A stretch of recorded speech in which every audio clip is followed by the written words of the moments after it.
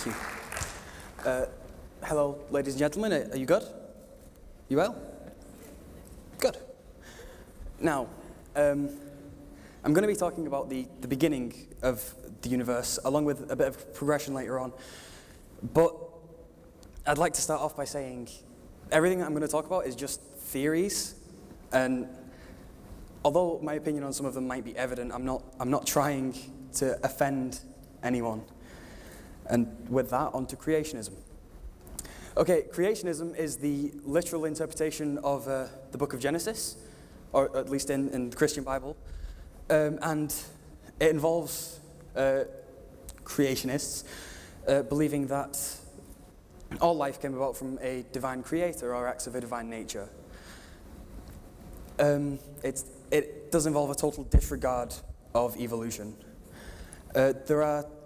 There's another section of creationists in America called the Young Earth creationists. They take up around 40% of the American population.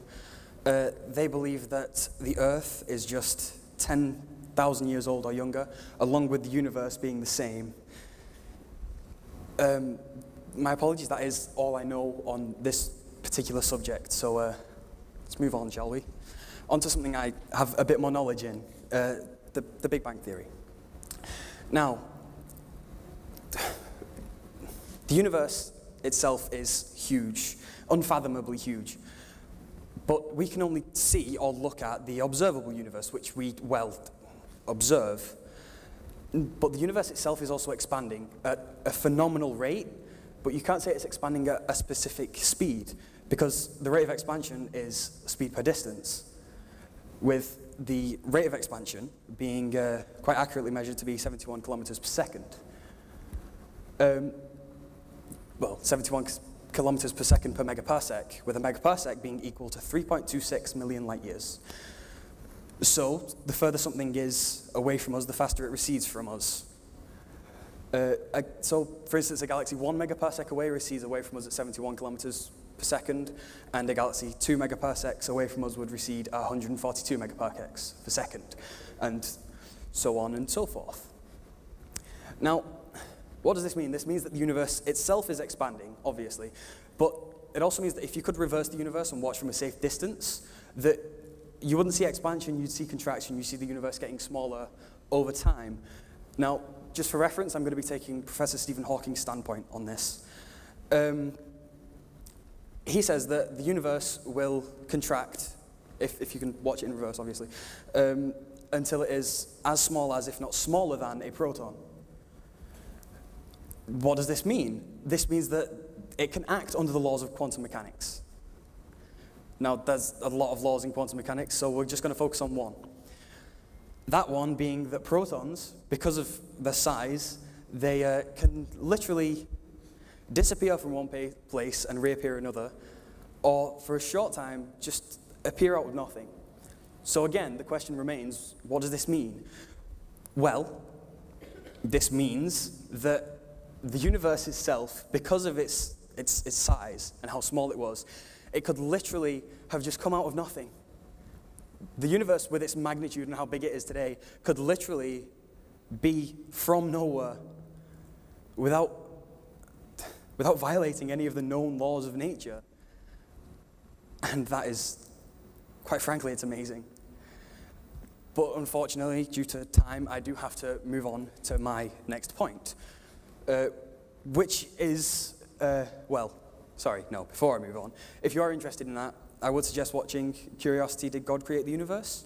Now, apologies if this isn't something you would particularly want to watch, but it is good if you're interested, so I would suggest it.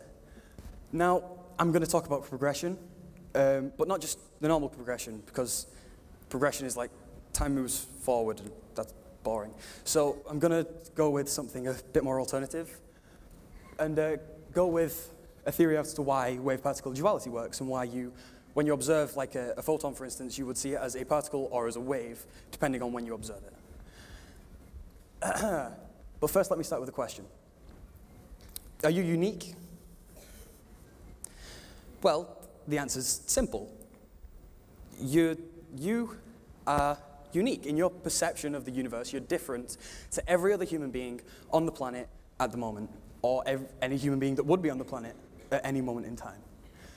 But if we expand the question, then the answer might actually change. Is our universe unique?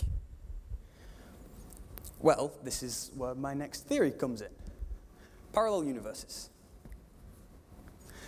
Right, it sounds bizarre, I know, but it explains wave-particle duality for one thing, and why that would work.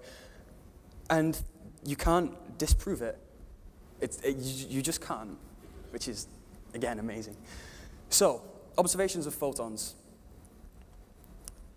A guy called Hugh Everett from Princeton, I think it was around the 1950s, he suggested the theory of parallel universes because, obviously, when you observe a photon, it can either appear in a wave or as a particle. And, well, he believed that when you observe a photon, the universe splits off into two separate sections where you would either observe a particle or a wave. Obviously, there's going to be millions of universes if this happens, so you in that universe where you are seeing a wave, and in every other universe where you would see a wave, you would take the same observations from that wave. And in every universe where you would see a particle, you would take the same observations from that particle. But again, if we extend this further, this also means that the answer to the first question might not be so simple. If the answer to the second question is that no, quite frankly, the universe might not be unique, it might have happened countless times, then you as well could have happened countless times, or not happened at all in some cases.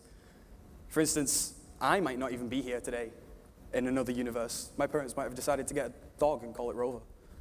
I don't know. So, all of these universes do proceed independently of each other, and you wouldn't know that the other universe is there. You wouldn't know that it is there either, so again, you can't disprove it.